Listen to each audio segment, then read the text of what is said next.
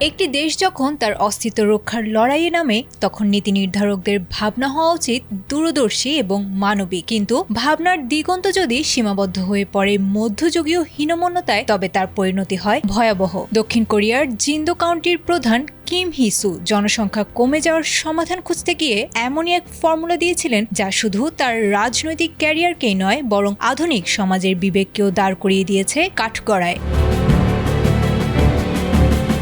বিশ্বের সর্বনিম্ন জন্মহারের দেশে জনসংখ্যা বাড়ানোর অদ্ভুত ও বর্ণবাদী এক প্রস্তাব দিয়ে খবরের শিরোনামে এসেছেন কিম হিসু। বিবিসির তথ্যমতে গত সপ্তাহে এক টাউন হল সভায় তিনি পরামর্শ দিয়েছিলেন গ্রামীণ এলাকার অবিবাহিত তরুণদের জন্য ভিয়েতনাম বা শ্রীলঙ্কা থেকে তরুণী আমদানি করা যেতে পারে। টেলিভিশনে এই বক্তব্য প্রচারের পর থেকেই দক্ষিণ কোরিয়া ছাড়িয়ে আন্তর্জাতিক অঙ্গনেও উঠেছিল তীব্র নিন্দার ঝড়।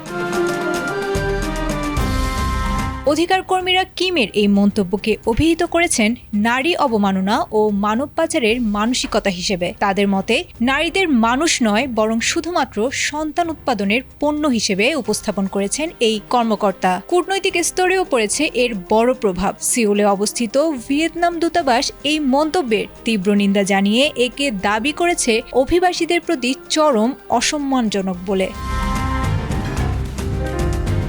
পরিস্থিতি বেগতিক দেখে কিম ক্ষমা চেয়ে নিজের ভাষাকে অনুপযুক্ত বললেও তাতে হয়নি শেষ রক্ষা। ক্ষমতাসীন ডেমোক্রেটিক পার্টি সোমবার সর্বসম্মতভাবে সিদ্ধান্ত নিয়েছে তাকে দল থেকে বহিষ্কৃত করার। বর্তমানে দক্ষিণ কোরিয়ার জনসংখ্যা 5 কোটির মতো হলেও বিশেষজ্ঞরা বলেছেন বর্তমান জন্মহার বজায় থাকলে আগামী 60 বছরে এই সংখ্যা নেমে আসতে পারে অর্ধেকে। সেই সংকট মোকাবিলায় কিম হিসুর দেয়া এই বিতর্কিত সমাধান শেষ পর্যন্ত টেনে দিল তার রাজনৈতিক জীবনের সমাপ্তি রেখা। এদিকে মঙ্গলবার জিন্দো কাউন্টি অফিসের সামনে ক্ষুব্ধ নারী ও অভিবাসী অধিকার সংগঠনগুলো ডাক দিয়েছে বড় ধরনের বিক্ষোভের। আয়েশা আক্তার, এটিএন বাংলা।